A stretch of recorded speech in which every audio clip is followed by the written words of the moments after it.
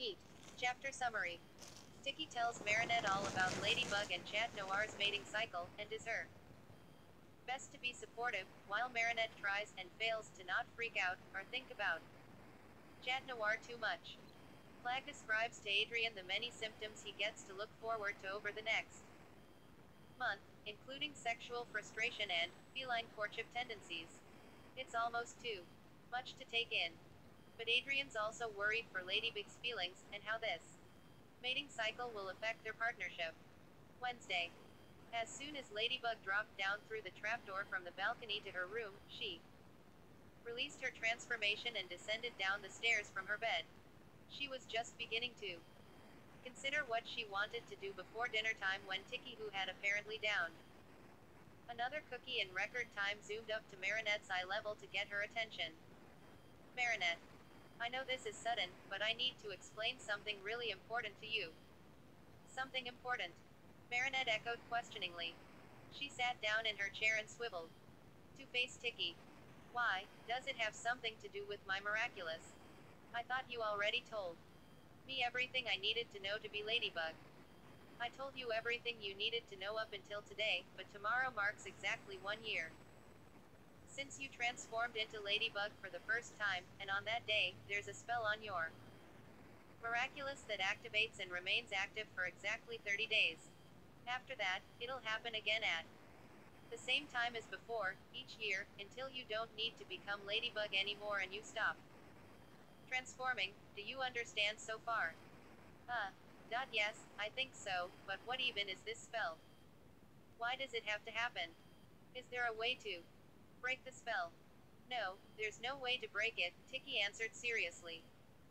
There is a reason for it, but it made a lot more sense long ago when it was a lot harder to live to an old age. Now that people like to think they've become much more civilized, it has the potential to attract a lot of negative attention from people around you. Oh. Marinette said slowly. Should I be worried? I'm really starting to worry. It's a good idea to worry a little bit, just to be cautious, but try not to freak out, it won't do you any good to lose your head over it. The spell isn't dangerous to you, or to anyone else. Well, there are possible complications that could end up hurting you and Chat Noir, but only if you two are careless. I'll support you in every way I can, and I'll help you minimize the symptoms. Symptoms. Marinette echoed, voice full of dread. Tiki, what is going to happen to me?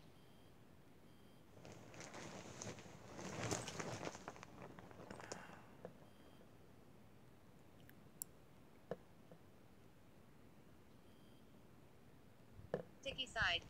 I'm sorry, there's no way of putting this that won't really embarrass you and horrify you a little bit. Oh God. Marinette curled up like a frightened koala in her chair and stared at Tiki in horror. The next time you and Chat Noir transform, your miraculouses will start emitting magic that will act like pheromones that will attract you two to each other. It starts off very subtly, so you might not even notice it at first, but the more time you two spend in each other's company, the more quickly the symptoms will develop. As long as you two keep your heads and resist the temptation to spend more time together, it won't be too hard on you, just a little frustrating and uncomfortable. Still with me so far? Can you repeat the part about pheromones and something about us being attracted to each other? Please tell me that doesn't mean what it sounds like it means. I'm sorry, Marinette, but it's exactly what it sounds like. It's basically a magically induced mating cycle, meant to ensure that, if you and Chat Noir were to die defending humankind against whatever is threatening it, that there will be successors to finish whatever you started. There was a long silence in which Marinette gaped at Tiki in horror. Her face was the same color. Pink as her capri jeans. So it's going to make us really horny. She squeaked shrilly. It's gonna make we wanna bang Chat Noir. Tiki gazed at Marinette sympathetically, her eyes even bigger and shinier than usual. Finally, she answered grimly. Later in the cycle, if and when the symptoms develop that far. Yes.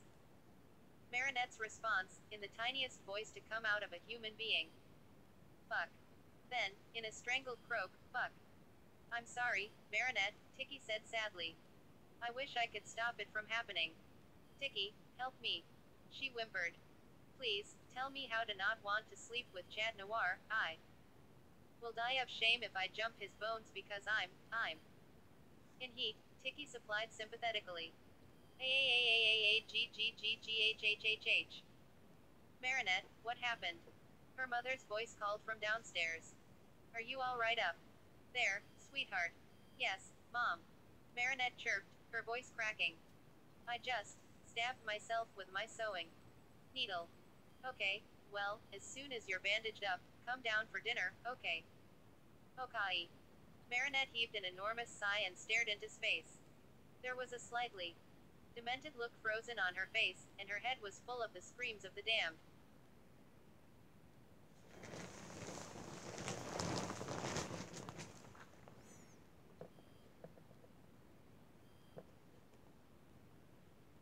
Marinette sat in silence for a while. Tiki watched her quietly, waiting patiently in case Marinette wanted her to repeat anything. She wouldn't blame Marinette in the slightest if she spent the entire night agonizing over this new development. Well, Marinette muttered. I might as well go down for dinner. I'll be back soon. Okay, Marinette. I'll be right here. Marinette stood up and shuffled dejectedly over to her trapdoor, which she opened and descended through to the kitchen where her parents were waiting. In spite of the cacophony going on in her brain, she was able to enjoy her food and make enough small talk with her parents to maintain a semblance of sanity. If she seemed distracted, her parents didn't call her out on it. But then again, living a double life as Ladybug made her prone to odd behavior at least twice a day. Maybe they were desensitized to her weirdness by now. So, Marinette, how are you feeling about tomorrow? Her mother asked kindly. There's a good chance you'll see a lot of your friends from middle school, so that must be comforting, right?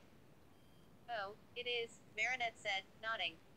But it also means there's a chance Chloe might be in my class. I mean, don't get me wrong, as long as I get Aaliyah in my class, and maybe a few more other old friends from middle school, it'll be worth it, but still. I know Chloe couldn't have changed much over the summer. Well, it sounds like you know what to focus on more, her mother remarked, smiling.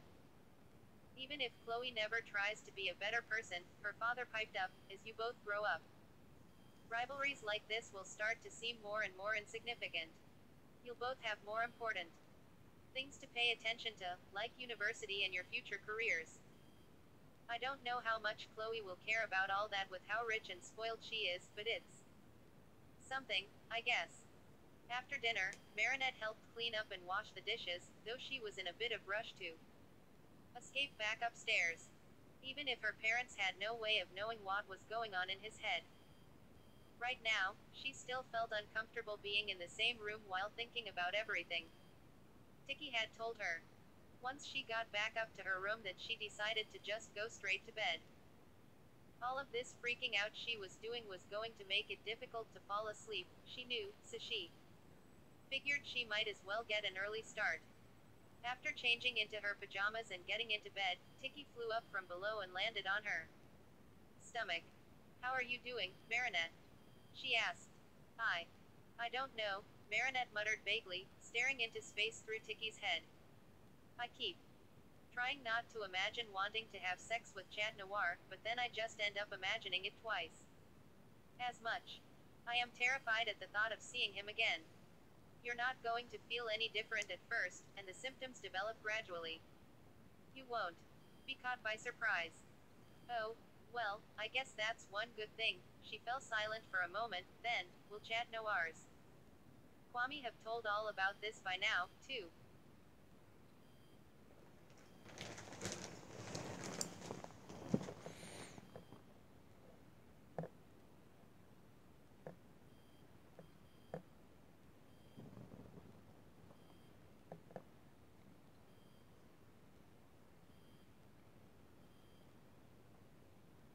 He should have, Tiki said. But the next time you see each other, you should talk and make sure you both understand the situation. You need to be on the same page. You want me to talk to him about all this? Tiki, why would you make me do that? I'm Already going to die of shame as it is. You want us to embarrass each other to death. I know it's embarrassing for you, Marinette, but the fact that you're both going through this should at least help you two sympathize with each other. You can't let your communication suffer. Because of embarrassment, it's too important. I realize how stressful this, but it'll be a lot easier once you teach yourself to not worry more than you need to. Marinette groaned. I know you're probably right, Tiki, but I just don't know how I'm gonna deal with this, her.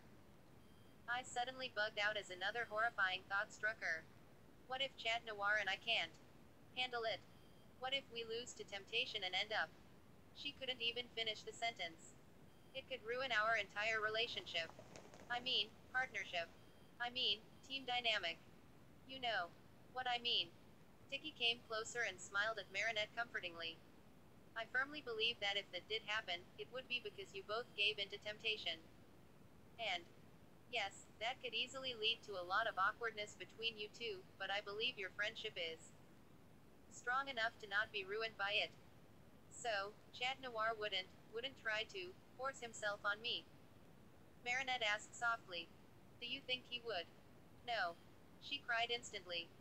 No, but if the spell got strong enough, maybe he couldn't stop himself. The cycle doesn't change your personalities, Tiki said. And it doesn't put you into a passive trance like the spell of a supervillain might. Do you think Chat Noir would put his own sexual desire over you and your feelings? Marinette managed a strained smile. No, he would never. And as long as you only see each other when you need to protect Paris and keep your heads about your symptoms shouldn't get to a point where you can't control yourselves. Marinette took a deep breath. Okay, I'll try to remember that. We can do this. That's the spirit. Tiki praised, raising her tiny arms in celebration. I know you can do it. Thanks, Tiki. Marinette gently scooped up Tiki and brought her up close to her face and placed a tiny kiss on her head. Sleep well, Marinette, said Tiki. Marinette placed Tiki beside her pillow and scooted herself under the covers.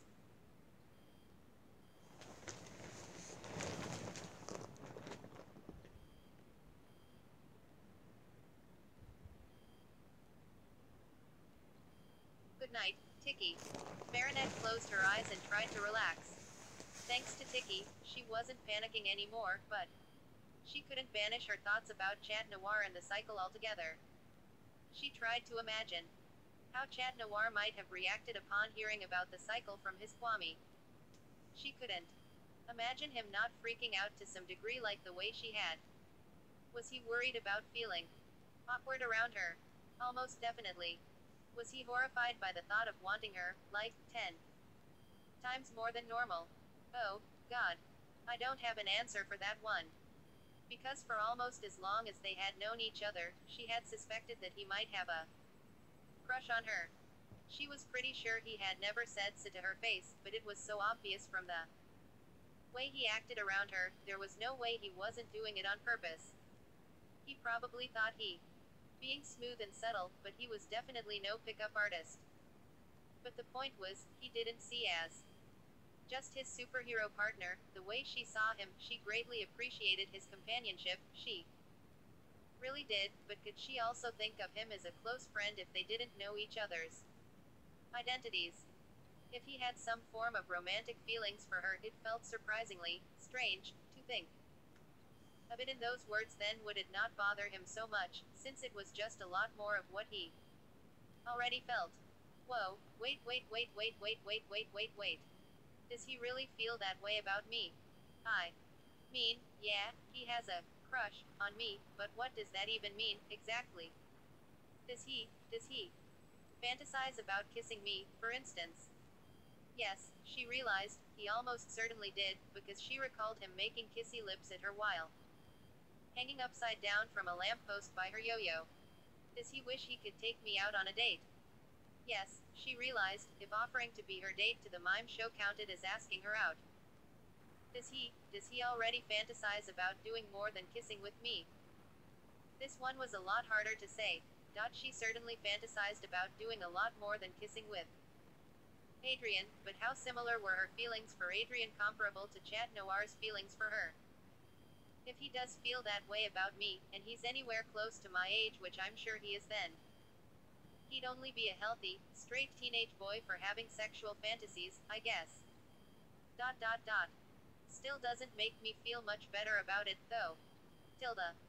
Adrian got back home in time to make it look like he was working on homework before he was called down for dinner.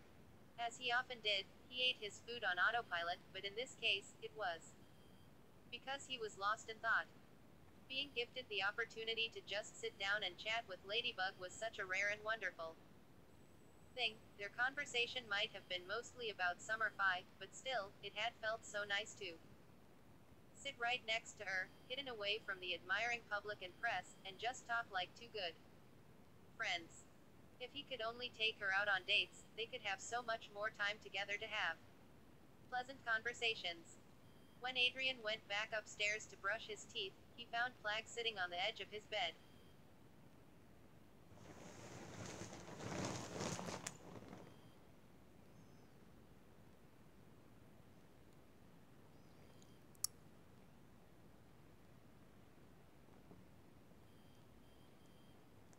Looking at him in a strangely expectant way. What? He asked.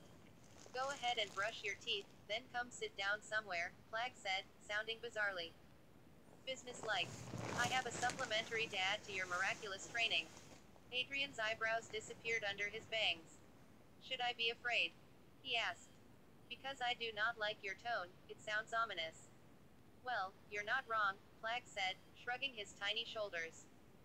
Go brush your teeth, he repeated. This is gonna take a while.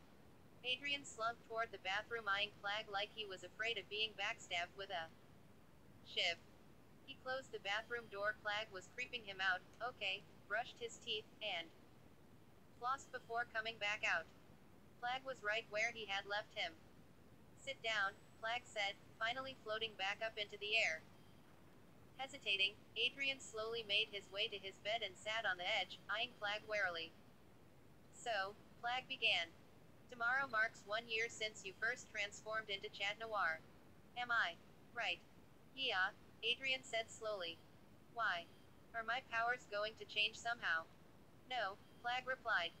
You're going to go into heat. Adrian's brain froze for a second, before. What? He yelped. I'm going to what? Go into heat, Plag repeated tonelessly. It's the start of your mating cycle. It will last exactly 30 days, and then you'll be back to normal until the same time next year. Mating cycle, Adrian echoed. Wait a minute, so when you say, go into heat, you mean like a cat? His voice cracked on the last word. What does that even mean? He croaked. Yup, like a cat, Plag replied. Or, rather, like a normal human with a cat added. It starts off super subtle, he continued, so you'll barely even notice it at first, but the more time you spend near Ladybug, the faster it gets worse. If you two keep lingering after defeating a supervillain like you did today, by the 4th week, you'll want to have sex with Ladybug so badly, you'll be in agony. Adrian's brain was now playing Plag's last sentence on loop, struggling to fully comprehend it. With each loop, his face turned one shade of pink brighter, and by the 4th or 5th loop, his jaw had gone slack. He decided to pause and focus on the details for more information. And by agony, you mean? Plag thought for a moment, then rolled his eyes. Recall the bittersweet torment you apparently indulge in by masturbating with your head filled with fantasies involving Ladybug.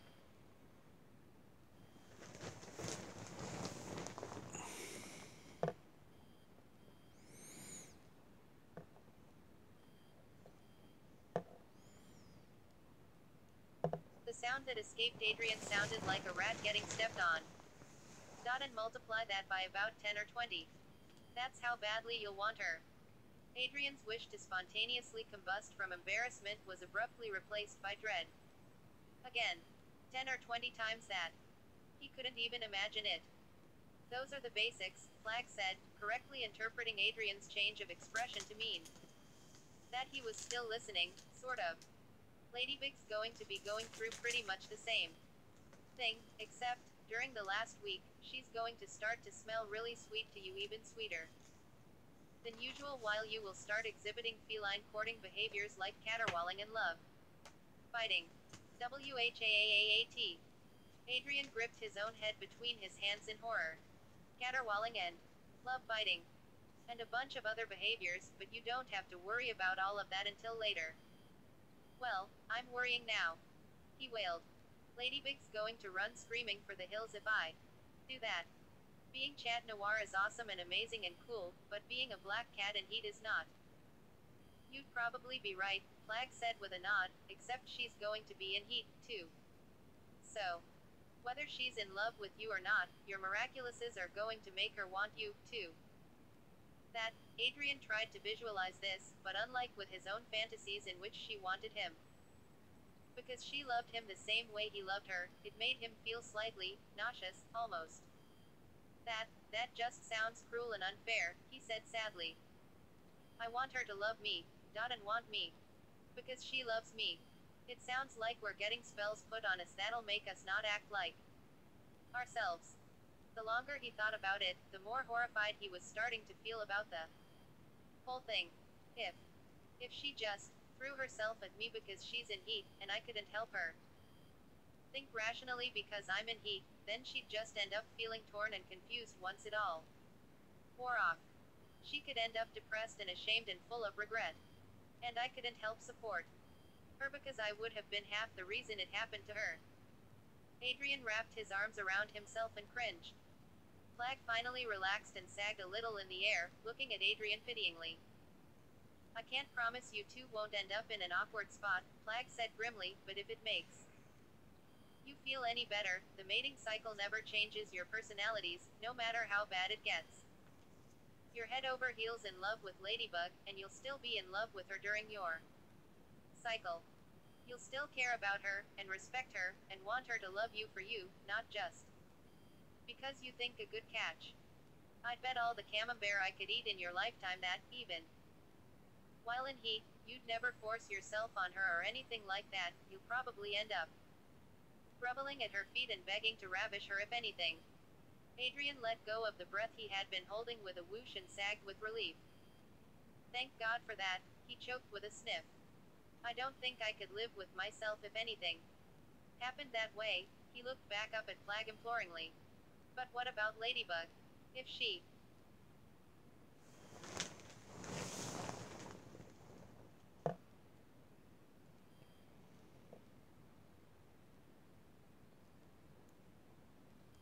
doesn't feel like she loves me, how is she going to handle feeling like she wants me anyway? Well, that's up to her, obviously, Flag replied. If she's convinced she sees you as just her partner, then she'll probably be doing her best to ignore her libido and concentrating on her more rational thoughts and feelings.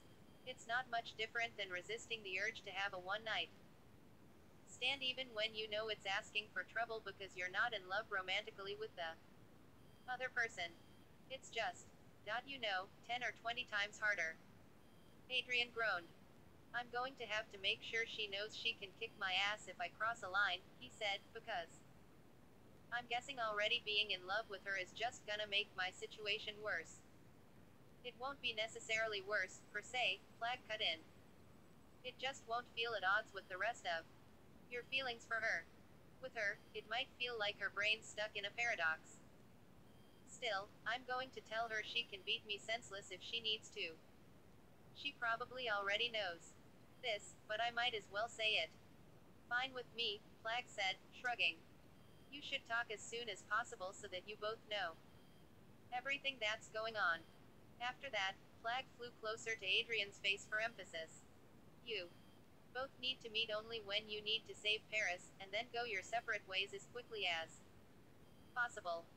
No lingering, work-related conversation only, and no unnecessary calls, voice or video.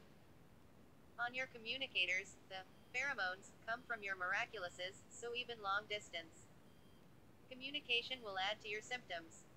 As long as you do this, and just keep your heads about you in general, you should get through your cycles without too much trouble. Oh, and feel free to Blow off the steam by yourself as much as you need to, it'll help take the edge off. Blow off steam. Oh, Adrian scowled, turning red again. All right, I got it. Good. If you think I might have missed something, ask away. Flag put his paws on his hips. Otherwise, that's it. You're dismissed. Okay. Adrian sighed. Thanks, Flag. He heaved himself onto his feet. He felt emotionally exhausted and decided he might as well change for bed now. Sure, Flag grunted, settling down to find a spot next to Adrian's pillow to sleep on. He flopped himself down on his belly and yawned loudly, and then caught Adrian's eye as he climbed into bed. Things'll work out, Flag said bracingly. You two make too good a team to let this break you up. Adrian smiled at Flag gratefully. That's what I'm hoping, he murmured. And tomorrow, you're going back to school, so maybe you'll see some of your friends from last year. Adrian looked up at the ceiling and managed a grin. Yeah, that would be great. He turned his head to look at Flag again. The black Kwame had closed his eyes.